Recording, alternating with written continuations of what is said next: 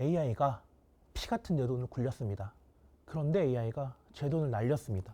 아무도 근데 책임을 지지 않는다고 합니다.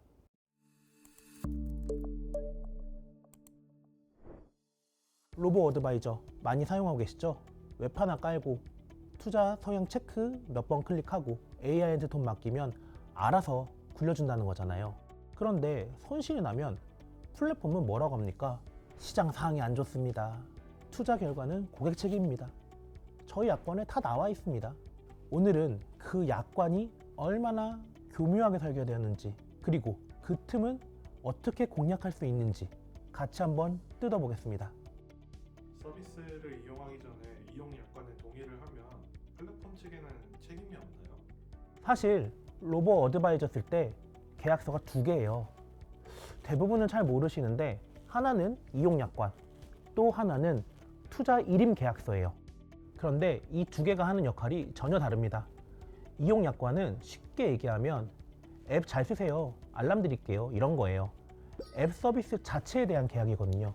그런데 투자 일임 계약서는 전혀 다릅니다. 내 돈을 AI가 굴리는 것에 대한 계약, 법적으로 훨씬 무거운 계약이에요.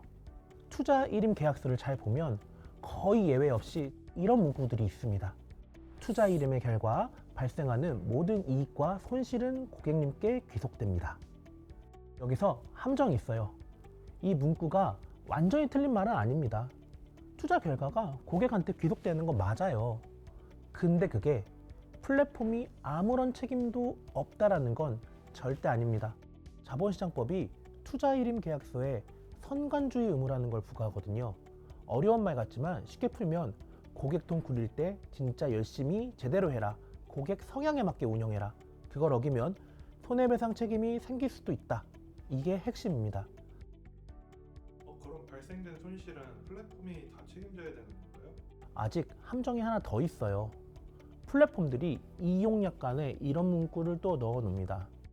시장 변동에 따라 손실이 발생하는 경우에 회사는 책임지지 않습니다. 천재지변, 시장 폐쇄 등 불가피한 경우 발생한 손해에 대해서는 책임지지 않습니다.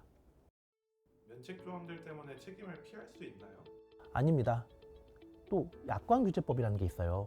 사업자가 고의나 중대한 과실로 잘못했을 때 우리는 책임 없다, 이렇게 약관에 써놔도 그 조항은 무효라는 겁니다. 그리고 더 중요한 건 이용 약관이 아무리 우리 책임 없다라고 기재해놔도 투자 일임 계약서에서 생기는 선관주의 의무, 그것은 그 약관을 없앨 수가 없는 부분이에요. 이용 약관은 우리 책임 없다고 하고 투자 일임 계약서는 법적으로 책임을 부과하고, 이 두 계약서가 충돌하는 지점, 바로 거기서 법적 공방이 시작돼요.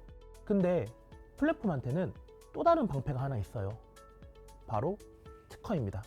알고리즘 관련 특허, 위험 관리 특허, 자산 배분 로직 특허, 그리고 대부분의 플랫폼들이 코스콤의 로보 어드바이저 테스트베드 심사를 통과했다는 걸 굉장히 강조하고 있어요.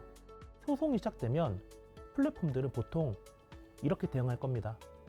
저희는 특허받은 검증된 알고리즘을 사용했고 코스코 심사도 통과했어요. 기술적으로 전혀 문제없는 시스템입니다. 그리고 실제로 이러한 주장은 법정에서 인정될 가능성들이 상당히 있습니다. 여기서 결정적인 팩트 하나. 특허는 이 기술이 작동한다는 것의 증명이지 이 기술이 돈을 벌어준다거나 손실을 막아준다라는 보장이 절대 아니에요. 그리고 더 중요한 건 로보 어드바이저를 활용한다고 해서 플랫폼의 법적 의무가 사라지는 게 아니라는 겁니다. AI가 결정했어도 책임은 여전히 사람인 플랫폼에 있어요. 특허 명세서를 보면요, 알고리즘이 어떻게 작동하는지, 어떤 조건에서 사고팔지, 위험을 어떻게 제어하는지, 이런 내용들이 상세하게 적혀 있습니다. 쉽게 말하면 설계 도면이에요. 건물로 치면 설계 도면이 있다고 건물이 안 무너진다는 보장은 절대 없는 거잖아요. 더 정확하게는 설계 도면에 적힌 위험 제어 방법을 실제로 제대로 이행했느냐, 이게 핵심이에요. 예를 들어 볼게요. 어떤 플랫폼의 특허 명세서에 시장이 갑자기 출렁이면 자동으로 안전한 자산으로 갈아탄다, 이런 내용이 적혀 있다고 쳐보자고요.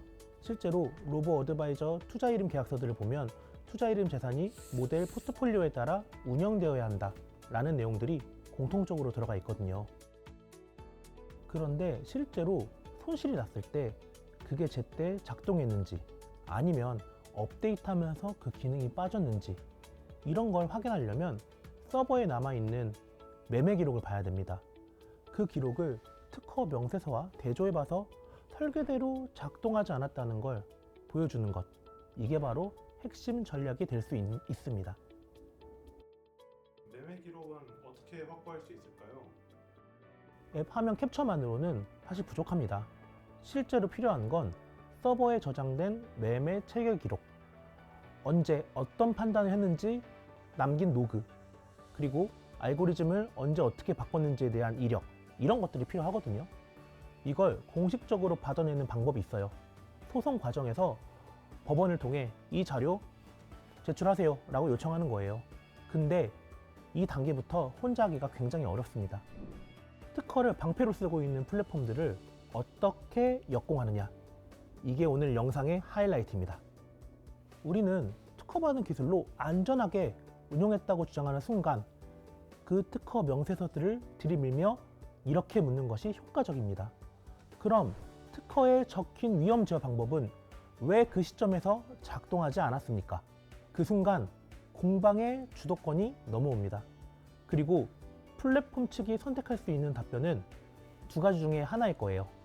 첫 번째, 우리는 특허와 다른 알고리즘을 쓰고 있습니다. 이렇게 나오는 순간 스스로 함정에 빠지는 거예요. 왜냐하면 이렇게 역공할 수 있거든요. 그럼 그 다른 알고리즘이 특허에 적힌 기본적인 위험 관리보다 방어력이 떨어진 이유를 너희가 설명해라. 효율성 핑계로 고객 자산을 더 큰 위험에 노출한 것, 그게 바로 성관주의 의무 위반 아니냐, 이렇게 주장할 수 있다는 거죠. 그리고 이 순간 결정적인 일이 벌어집니다. 플랫폼은 우리가 실제로 쓴 알고리즘을 법원에 공개해야 되는 압박을 받게 됩니다. 두 번째 답변은 우리는 특허대로 운영했다. 근데 결함이 없었다. 이렇게 나오면 이번엔 매매 기록을 들이밀면 됩니다. 특허에는 시장이 출렁이면 즉시 안전자산으로 이동한다고 했는데 실제 기록을 보면 그 시점에 아무것도 일어나지 않았다. 이게 결함이 아니면 뭐란 말이냐? 어느 쪽으로 답해도 플랫폼은 불리한 상황에 놓일 가능성이 상당히 높습니다. 이게 바로 특허 명세서를 활용한 입증 책임 전환 전략이에요.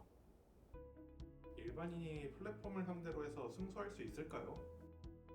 솔직히 말씀드리면 로보어드바이저가 일반 투자자들한테 본격적으로 열린 게 생각보다 오래되지 않았어요. 2016년에 처음 호용은 됐는데 그때는 사실 전문가들이나 쓰는 수준이었고요. 일반인이 앱 하나로 쉽게 가입해서 AI에게 돈을 맡기는 형태로 활발하게 서비스가 제공된 건 최근 몇 년 사이 일입니다. 그러다 보니 실제로 손실이 나서 소송까지 간 사례가 아직 많지 않아요. 판례가 없다는 건 반대로 말하면 아직 판이 정해지지 않았다는 거예요. 지금 이 시점에 어떻게 싸우냐에 따라 앞으로의 판례가 만들어질 수 있습니다. 그리고 또 하나, 이 싸움의 목표가 반드시 법정에서 100% 승소하는 것일 필요는 없습니다. 경우에 따라서는 플랫폼이 합의를 선택할 수도 있어요. 특허 명세서와 매매 기록을 대조해서 이 시스템에 설계 문제가 있었다는 분석 보고서를 법원에 제출했다고 쳐봅시다. 그 순간 플랫폼의 입장에서는 단순히 이 소송 하나의 문제가 아닐 수도 있는 거예요.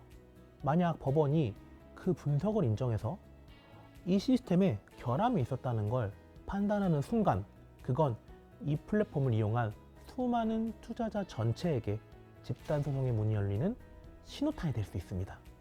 물론 플랫폼이 끝까지 싸우는 경우도 있고 합의를 선택하는 경우도 있을 수 있어요. 어떻게 될지는 사실 사람마다 다 다릅니다. 그런데 중요한 건 그 가능성을 현실로 만들려면 기술적으로 플랫폼의 약점을 정확하게 찝어낼 수 있는 전문가가 옆에 있어야 한다는 거예요. 무기 없이 협상 테이블에 앉으면 플랫폼이 내미는 조건을 그냥 받아들일 수밖에 없거든요. 그리고 판례가 거의 없는 이 분야에서 어떤 주장을 어떻게 구성하느냐, 어떤 증거를 어떻게 확보하느냐, 이 모든 과정에서 전문가의 조력이 더욱 중요합니다.